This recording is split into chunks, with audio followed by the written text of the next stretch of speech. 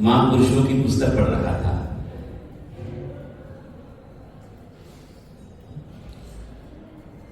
छोटा सा उदाहरण देकर के उन्होंने बहुत सुंदर बात कही।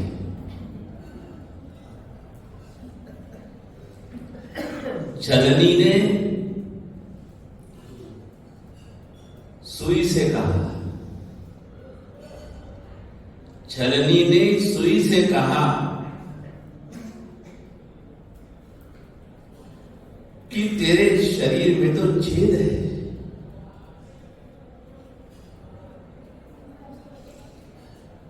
सुई ने छलनी को जवाब दिया कि मेरे सुई में तो एक छिद्र है और तेरे में तो न जाने कितने ही छिद्र हैं।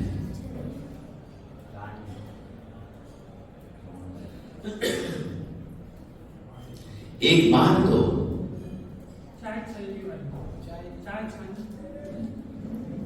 चाय छानने वाली को या आटा छानने वाली को उसको छलनी कहते हैं। तो एक बार तो पढ़ने के बाद बहुत ही अच्छा लगा, लेकिन जब मैं इस पंक्ति को पढ़ने के बाद में चिंतन करने लगा, सोचने लगा,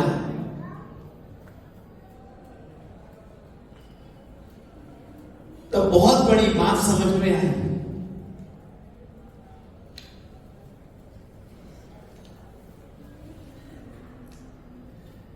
कि यदि सुई में छेद नहीं है तो उसे सुई कहेगा भी कौन?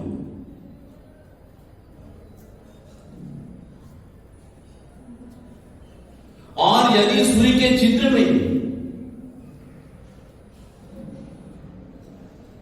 धागा पिरो दिया जाए तो महापुरुष बड़ी सुंदर बात कहते हैं, सुई के अंदर यदि अकेला सुई है तो वो केवल छेद ही करेगी और उसका कोई उपयोग भी नहीं है। सुई का यदि कोई उपयोग है, सुई का यदि कुछ काम है तो किसके साथ में है? धागे के साथ में है। सुई अकेली छिद्र करती है, धागा दो टुकड़ों को जोड़ता है, धागा दो टुकड़ों को जोड़ता है। इसलिए जोड़ने के लिए सुई की केवल जरूरत नहीं होती, धागे की भी जरूरत होती है। लेकिन इसी प्रकार से हमारे भगवान कहते हैं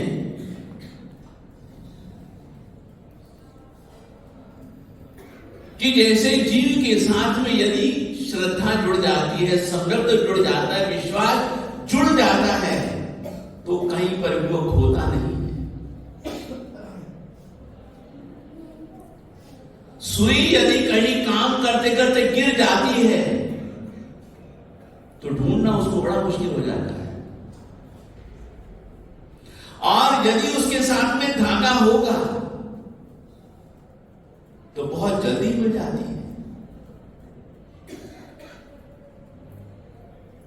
सुई ने कहा कि तेरे में तो न जाने कितने ही छिद्र हैं।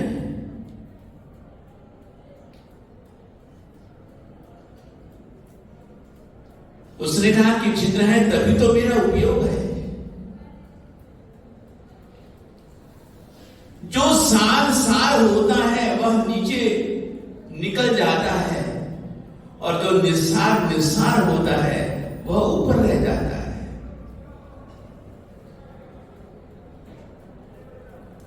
चाहे छलनी हो और चाहे सुई हो, दोनों का ही अपने अपने स्थान के ऊपर बड़ा ही उपयोग है।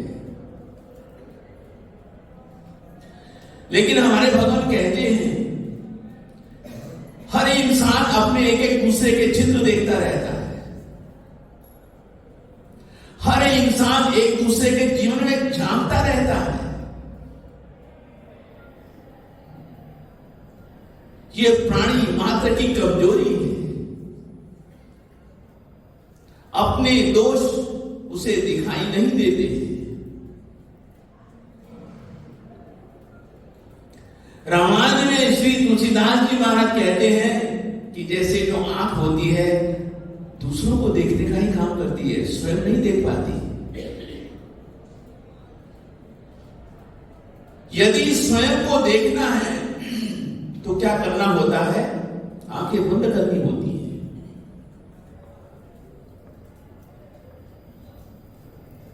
जब हम ध्यान करने के लिए बैठते हैं हमारी आंखें बंद होती हैं,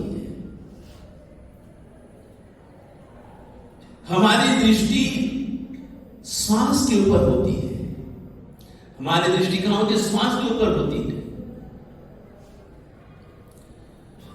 आपने कभी गौर किया होगा, जब कभी भी कोई साधना करने के लिए बैठते हैं तो क्या करते हैं? अंधेरा कर लेते हैं। जब कभी भी हम साधना करने के लिए बैठते हैं, प्रतिक्रमण करने के लिए बैठते हैं, तो उस समय हम लोग बिल्कुल अंधेरा कर देते हैं। न हम किसी को देखें न दूसरा हमको देखे, हम अपने आप को देखें। क्या बात नहीं?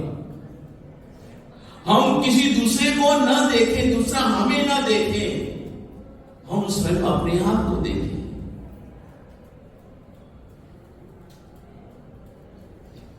एकदम स्थिर, नेत्र बंद है, अंधेरा है, श्वास आ रही है, श्वास जा रही है। चाहे इसको ध्यान कह दो, चाहे इसको कायसर्ग कह दो, चाहे इसको कायसर्ग कह दो, चाहे इसको ध्यान कह दो,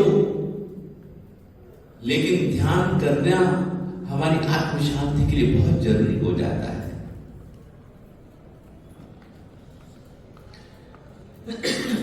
बिना उसके व्यक्ति को शांति नहीं मिलती है।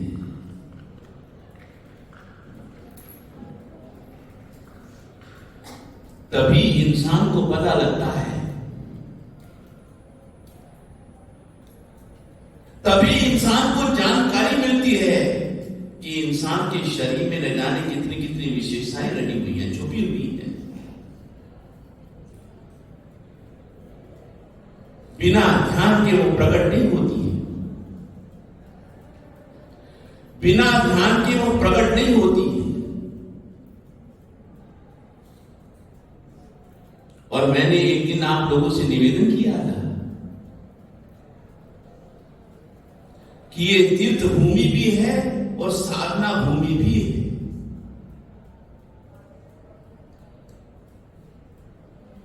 न जाने कितनी हमारी तीर्थंकर आत्माएं यहां पर पधारी हैं।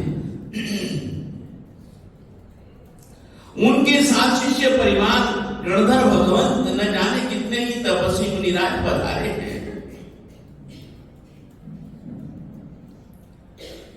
सबने यहां पर अनशन करके मुक्ति को प्राप्त किया है।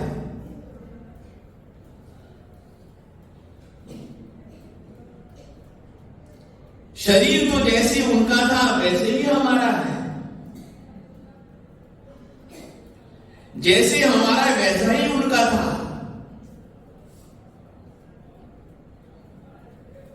लेकिन मन के भाव, क्या कहते हैं? मन के भाव क्या था उनके जीवन में? शुक्ल ध्यान था। क्या था उनके जीवन में? शुक्ल ध्यान था।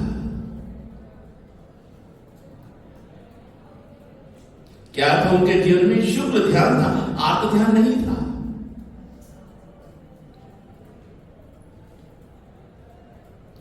और जब हमारे जीवन में भी शुक्ल ध्यान आ जाता है, न जाने हम लोग कितने कर्मों का क्षय कर देते हैं।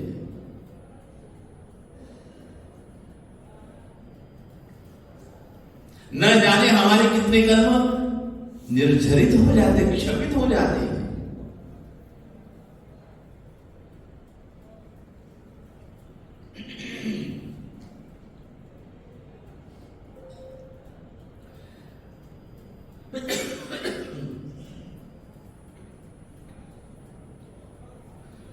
क्योंकि कहते हैं, बड़ी सुंदर बात लिखने वाले ने कही है,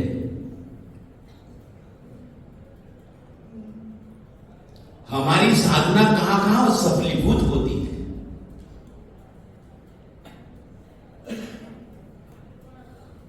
हमारी साधना या हमारा जप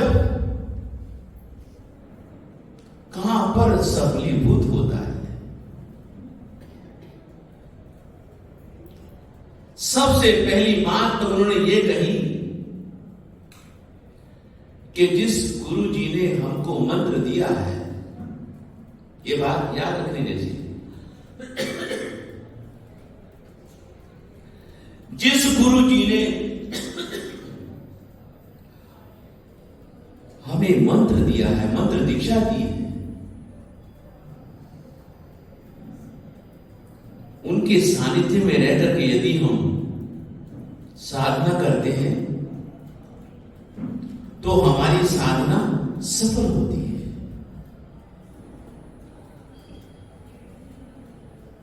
सफल क्यों होती है? सफल क्यों होती है? क्योंकि गुरु जी ने हमें योग्य समझ करके मंत्र दीक्षा दी है। हमें गुरु जी ने पात्र समझ करके मंत्र दीक्षा दी है। इसलिए जिस महापुरुष ने, जिस गुरु भगवंत ने हमें मंत्र दीक्षा दी है, उनके सानिध्य में रह करके मंत्र साधना करते हैं, हमारी साधना सफलीभूत होती है। फिर उसके बाद में कहते हैं, मंदिर जी में यदि हम जाकर के, एक तो परमात्मा है वहां पर, मंदिर जी में एक तो परमात्मा है,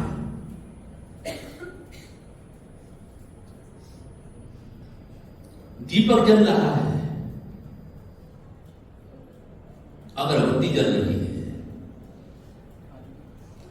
न जाने उस मंदिर में कितनी भक्तात्माएं आती हैं,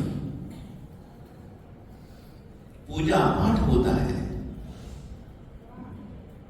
कितने ही भक्त लोग आकर के वहां पे माला गिनते हैं। इसलिए मंदिर की जो ऊर्जा होती है, वहां यदि हम साधना करते हैं, जब करते हैं, तो हमारी साधना क्या होती, सफल होती है।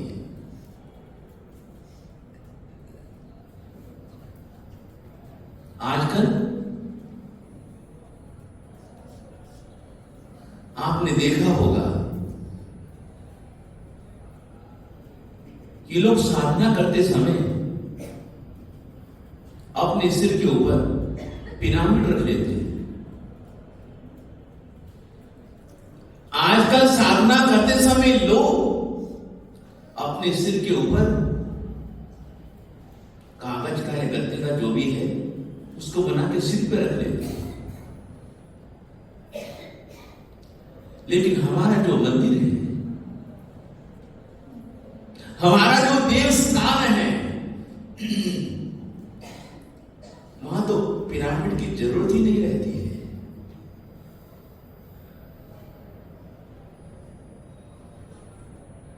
सिर के ऊपर पिरामिड धारण करने की जरूरत ही नहीं रहती है।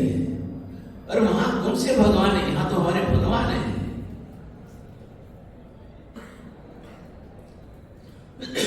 भगवान के सम्मुख बैठ करके, मंदिर में बैठ करके यदि हम कोई साधना करते हैं, हमारी साधना सफलीभूत होती है।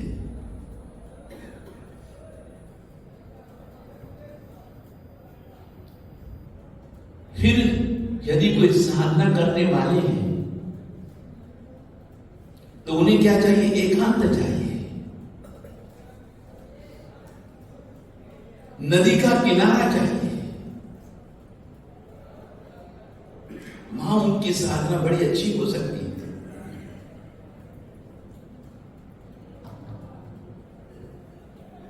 फिर उसके बाद महापुरुष कहते हैं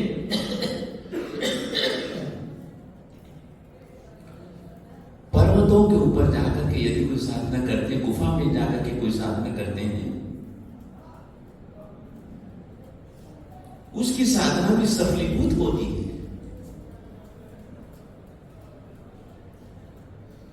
लेकिन फिर एक बात बड़ी सुंदर कहते हैं, दूसरे स्थानों के ऊपर जाकर के आपको साधना करते करते बहुत लंबा समय गुजारना पड़ता है, बहुत लंबा समय गुजारना पड़ता है।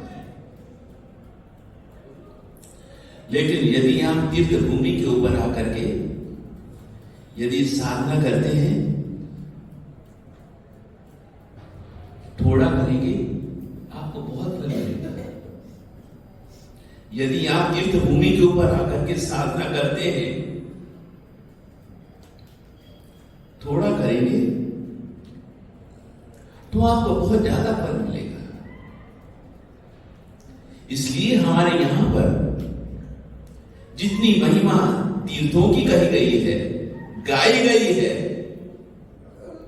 सबसे बढ़िया स्थान तीर्थ भूमि रहता है।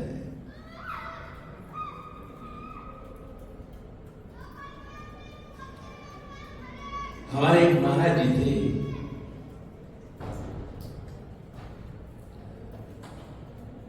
बहुत बढ़िया संत थे, साथी जीवन बहुत बढ़िया थे। एक दो बार ही उनसे मिलना हुआ।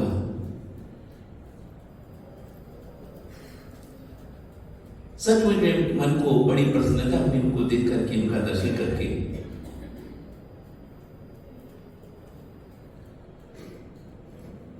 वो सैनी मंदिरों में ही साधना करते थे। मैंने पूछा कि महाराज जी आप कब करते हैं मंदिर में जाकर के साधना? उन्होंने कहा कि मैं दोपहर को जाती हूं, दोपहर को जाती हूं।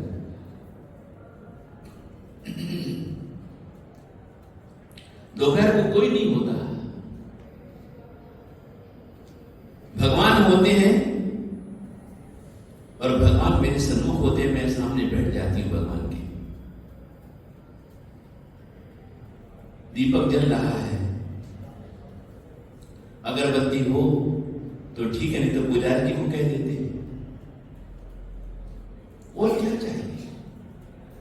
घंटा बैठ जाओ, 2 घंटे बैठ जाओ, बड़ी शांति मिलती है। ये भी अपनी अपनी चित्त की प्रसन्नता है। लेकिन फिर एक बात हमारे महापुरुष बड़ी सुंदर बात कहते हैं, मन प्रसन्नता में थी। क्या कहते हैं? मन प्रसन्नता में थी। भगवान की पूजा करो, तुम्हारे जीवन में प्रसन्नता आनी चाहिए।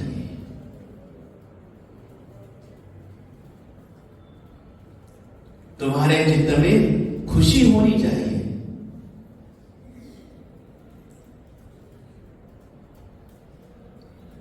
आप मंदिर से पूजा करके बाहर निकलो, आपको कोई व्यक्ति देखे, आपको प्रसन्न चित्त देखे, तो उसे लगना चाहिए कि नहीं, ये भगवान की पूजा करके आया है।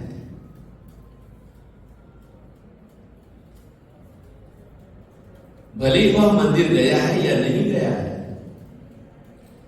लेकिन आप भगवान की पूजा करके निकले हैं बाहर और आप बड़े प्रसन्न चित्त हैं,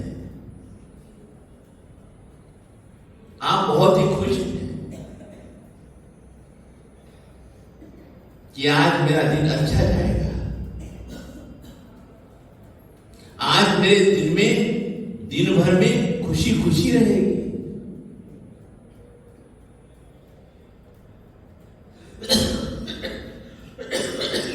जो भी आपको देखे वह भी प्रसन्नचित्त हो जाए।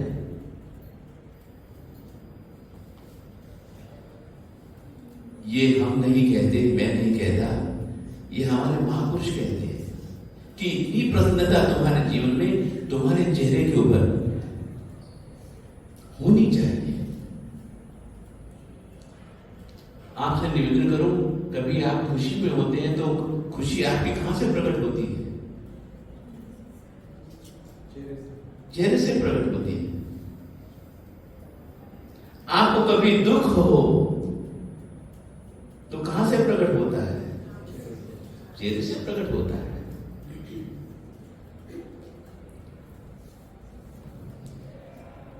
तो इसलिए जब हम भगवान के पास में जाकर के जब हम अपने घर की तरफ लौटते तो हमारा चित्त क्या होना चाहिए? प्रसन्न चित्त होना चाहिए।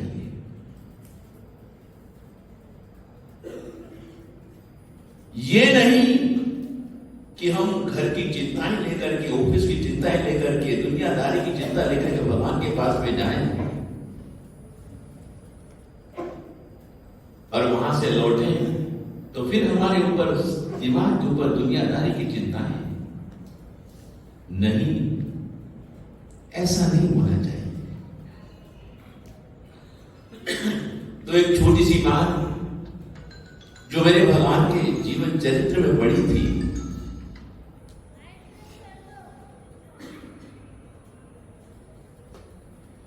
निवेदन करके जाता हूं।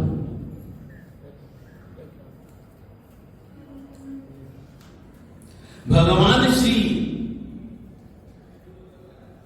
वासु पूज्य स्वामी जी के जीवन की घटना है, उनके चरित्र में मैंने पढ़ी थी।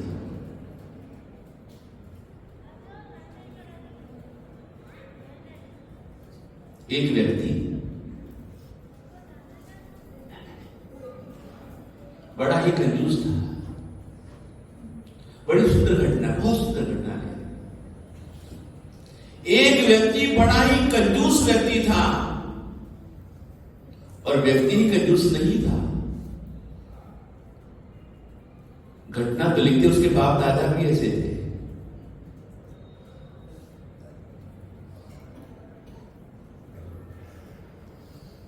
कंजूसाई उसको वसीयत में मिली थी, पीढ़ी दर पीढ़ी से मिली हुई थी, संस्कारों में उसके समाई हुई थी।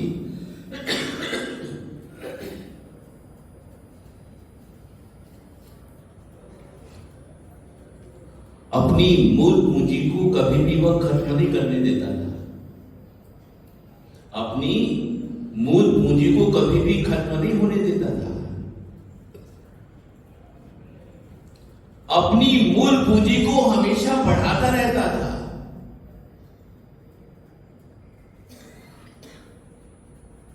और धीरे धीरे करते करते अपनी मूल पूंजी तो उसकी ऐसी कैसी पड़ी रह जाती थी।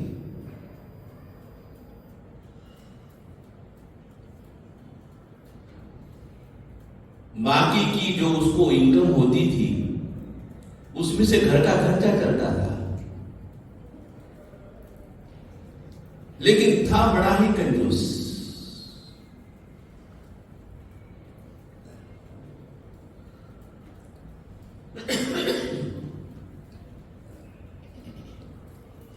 अब एक दिन क्या हुआ, उसकी इनकम नहीं हुई, उसकी इनकम नहीं हुई। बेचारा सोचने लगा कि आज कुछ भी इनकम नहीं हुई है। इस बात से दुखी क्यों हो गया कि आज तो मुझे जो मेरे पास में जमा पूंजी है उसमें से ही मुझे खाना पड़ेगा।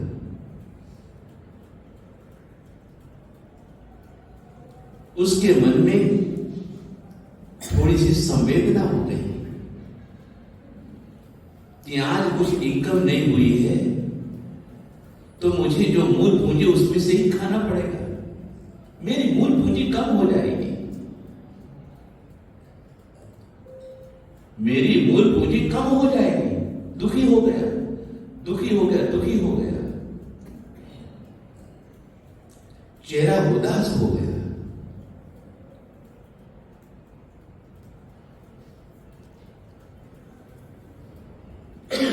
लेकिन उसकी जो धर्मपत्नी थी, सचमुच में धर्मपत्नी थी, पति के स्वभाव को जानती थी।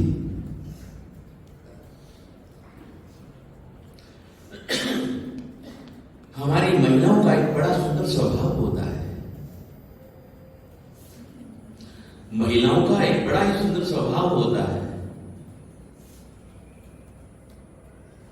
कि इनको जो इनसे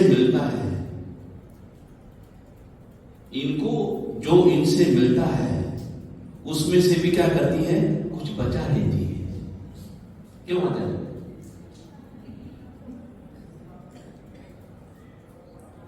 इनको जो इनसे मिलता है उसमें से भी क्या करती है, कुछ ना कुछ बचा लेती है।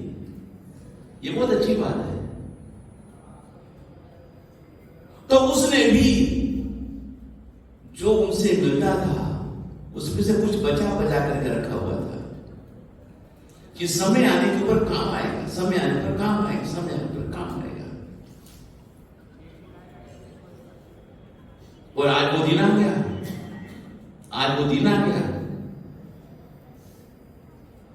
पति के स्वभाव को जानती थी। कितने कंजूस हैं।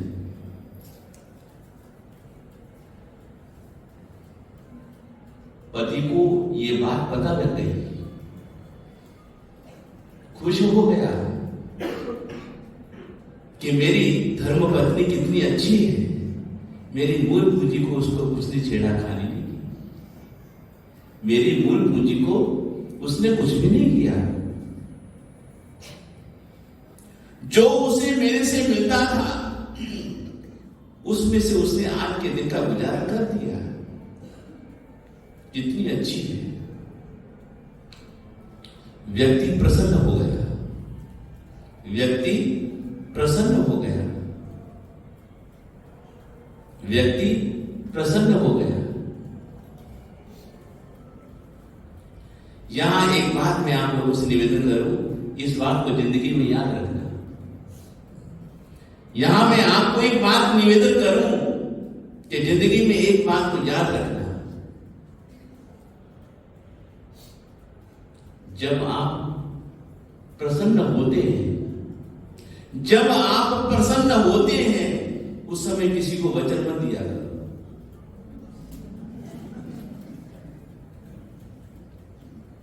नहीं तो परेशान हो जाओगे। जिस समय आप प्रसन्न होते हैं उस समय किसी को वचन मत दिया करो, तो परेशान हो जाओगे, फंस जाओगे। दूसरी बात, जब आप क्रोधित होते हैं, किसी गुस्से में होते हैं, आवेश में होते हैं, उस समय किसी बात का निर्णय मत लिया करो, नहीं तो आपका निर्णय गलत हो जाएगा।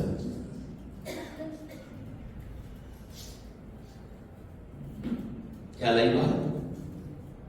जब आप प्रसन्न हैं किसी को वचन मत दो।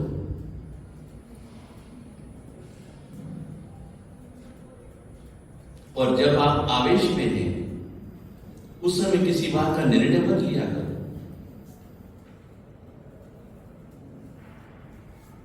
ये जिंदगी में सुखी होने का राज है। ये जिंदगी में सुखी होने का राज है।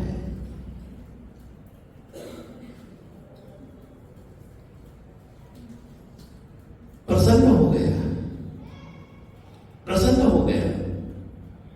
और प्रसन्न होने के बाद फिर वही बात हो गई।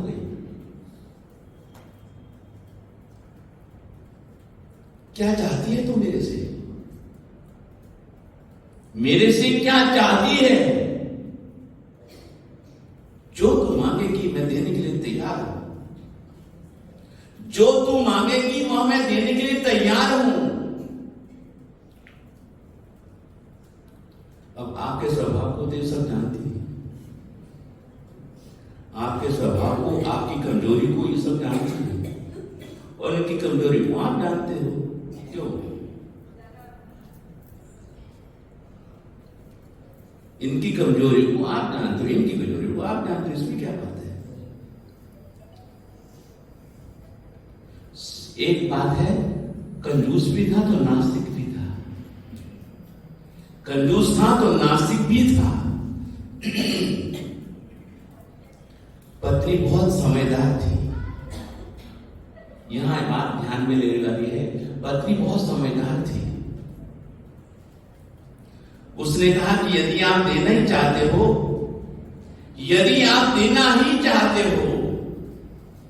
तो दो में से मुझे एक चीज दे दो। यदि आप मेरे ऊपर प्रसन्न हैं, यदि आप मेरे ऊपर प्रसन्न हैं, तो दो में से मुझे एक चीज दे दो। याद रखना, धर्मपत्नी बड़ी ही समझदार थी। उसने कहा कि दो में से मुझे एक चीज दे दो। पति कंजूस भी था तो नास्तिक भी था। उसने कहा कि या तो मंदिर जाया करो या गुरु महाराज के पास में जाया करो। उसने कहा कि या तो मंदिर जाया करो या फिर गुरु महाराज के पास में जाया करो। अब निर्णय आपको करना है कि मंदिर जी में जाना है कि गुरु जी के पास में आना है। फायदा किसमें? आपकी बात नहीं कहता हूं, आपकी बात नहीं कहता हूं, लेकिन घटना बड़ी प्यारी है। फायदा किसमें? आप ऐसे नहीं हो, मुझे पूरा विश्वास है। मंदिर भी जाओगे तो गुरु महाराज के पास में भी आओगे, गुरु महाराज के पास जाओगे तो मंदिर भी जाओगे। आप तो उस व्यक्ति से बहुत अच्छे हो, लेकिन वो व्यक्ति क्या सोचता है, ये मैं कब करूंगा।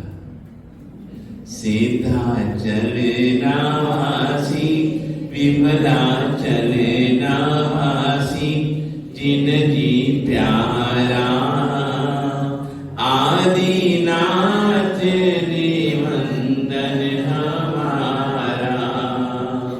सीधा चलना वासी, विमला चलना वासी, जिन जी प्यारा, आदि सभी बोलेगा निवंदन हमारा। सीधा चलना वासी, विमला चलना वासी, जिन जी प्यारा, आदिनाथ निवंदन हमारा। प्रभु जी मुखड़ो मल के, नयनो माथी बरसे अमिरस धारा, आदिनाथ निवंदन हमारा। प्रभु जी मुखड़ो की बल के अमिरस धारा, आदिनाथ निवंदन हमारा, आदिनाथ निवंदन हमारा।